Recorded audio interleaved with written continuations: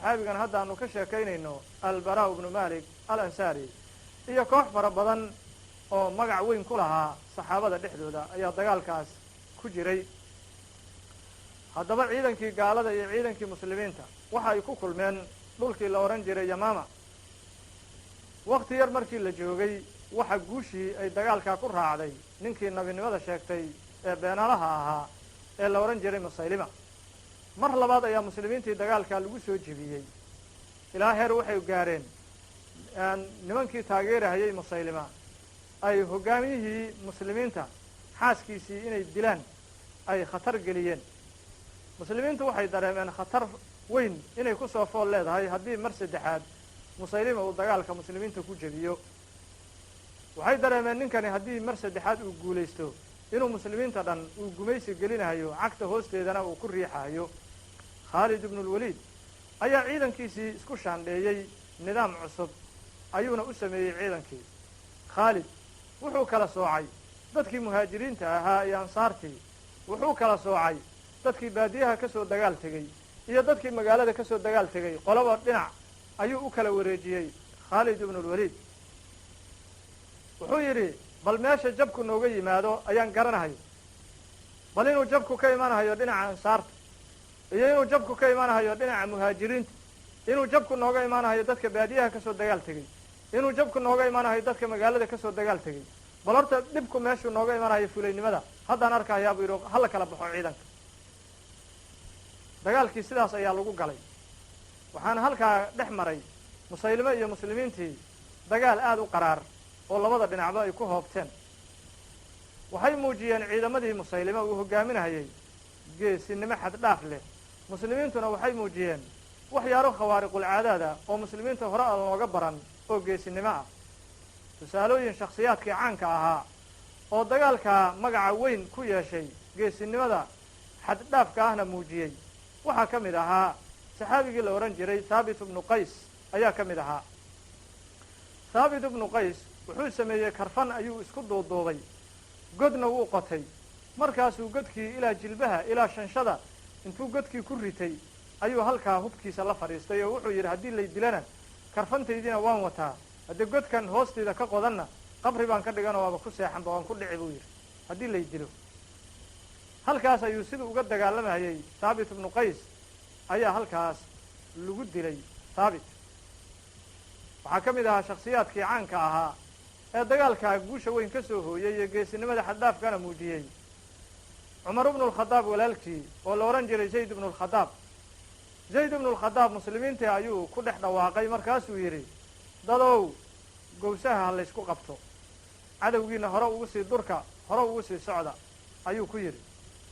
wuxuu yidhi dadkanow wallahi inaanan hadlaynin eraygan ka bacdi ilaa musaylime laga jebiyo. zayd ibnu lkhadaab ayaa cadowgii gaalada ku rogaal celiyey ilaa isagana laga dilay oo meeshii uu ku shahiidoobay. waxaa ka mid ahaa raggii geesinimada muujiyey ninkii la odhan jiray saalim oo abi xudayfe addoonkiisa ahaa. saalim wuxuu qaatay calankii muhaajiriinta. dadaana waxay ku yidhaaheen amaad jabtaa ood naxdaa. saalimow wuxuu yidhi markaas innaa lanakhshaa an nu'taa min qibalik ayay ku yidhaaheen. saalimo waxaan ka baqaynaa inaad cabsato oo jabku dhinacaaga nooga yimaado. saalim ayaa ku jawaabay oo yidhi haddii dhinacayga laydinkaga kin yimaado nin qur-aan xambaarsan oo baas leh ayaanba ahay buu yidhi haddii jabku dhinacayga ka yimaado. war anigoo qur-aanka aqaana sidee gaala ii jebinaysaa ayuu yidhi saalim. laakiin shakhsiyaadkan caamka ah markii la hor dhigo geesinimadii uu muujiyey baraa ibnu malik alansaari waxaasi waxba noqon maayaan. khaalid ibnulwaliid markuu arkay dagaalku inuu aada u sii qaraaraaday ayuu markaa wuxuu la hadlay baraa. wuxuu yidhi baraa-ow bal dadka wacdi oo ku tirtirsii inay dadku ay aada u dagaalamaan.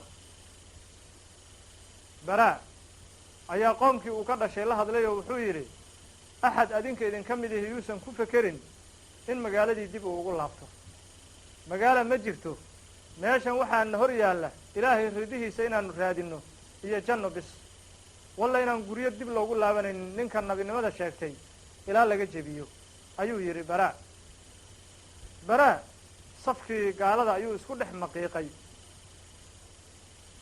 waan aad ayaana loo riixay nimankii gaalada ahaa ee musaylima uu hogaaminayay waxayna dib ugu gurteen musaylima beertii la odhan jiray xadiiqatulmowt ayay ku aruureen gaaladii beertaas ayayna dhufays ka galeen albaab weyn oo derbi ahoo beertu ay laheedna albaabkiina way isku xidheen halkaasina fallaaro la fulfuleen derbiyadii beerta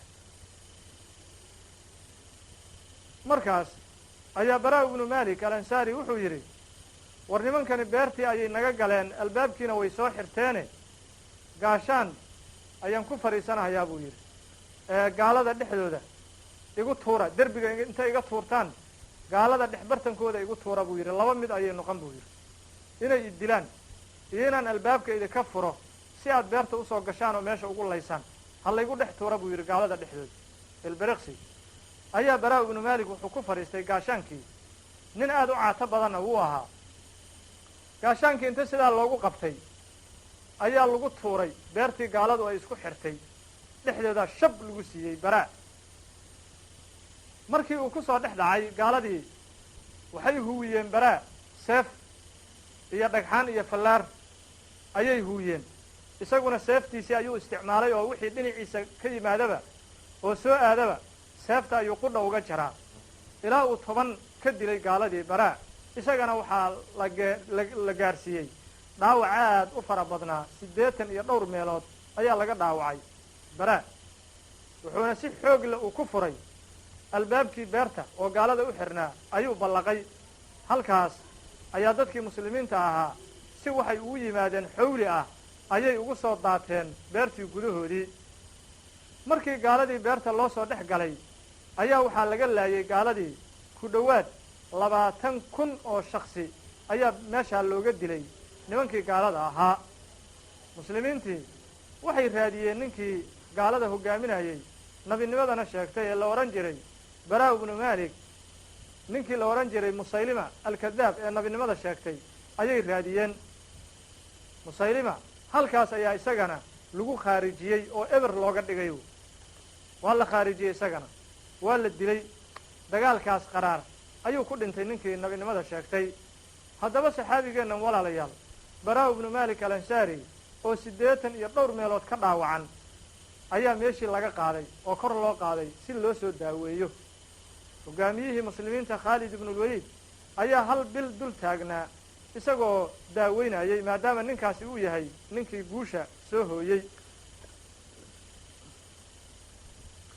baraa markii bil la daaweynayay ilaahay subxaanahu wa tacaala caafimaad ayuu u soo dejiyey baraa ibnu malik alansaari ayaa muddo dheer waxa uu haminayey rajaynayana inuu maaragtaahay shahiidnimo rabbi uu gaarsiiyo subxaanahu wa tacaala oo uu shahiid noqdo ayuu muddo dheer uu rajaynayey dagaalba dagaalka ka dambeeya ayuu maaragtaahay galaa si uu maaragtaahay shahiidnimo uu u helo ilaa wuxuu galay dagaalkii ka dhacay magaaladii la odhan jiray tustur oo ka mid ahaa bilaadu faris nimankii farisiinta gaalada ahaa dagaal qaraar oo uu la galay saxaabigeennan baraa ibnu malik alansaari ayaa gaaladaasi waxay sameeyeen derbiyo ayay intay ku aruureen ayay derbigii waxay ka soo laalaadiyeen silsilado ay dab ku kululeeyeen oo ay ula jeedaan qofkii derbiga soo ful is yidhaahaba silsiladaasi ha qabsato oo adinkuna sidii ceel oo kale ugu soo shuba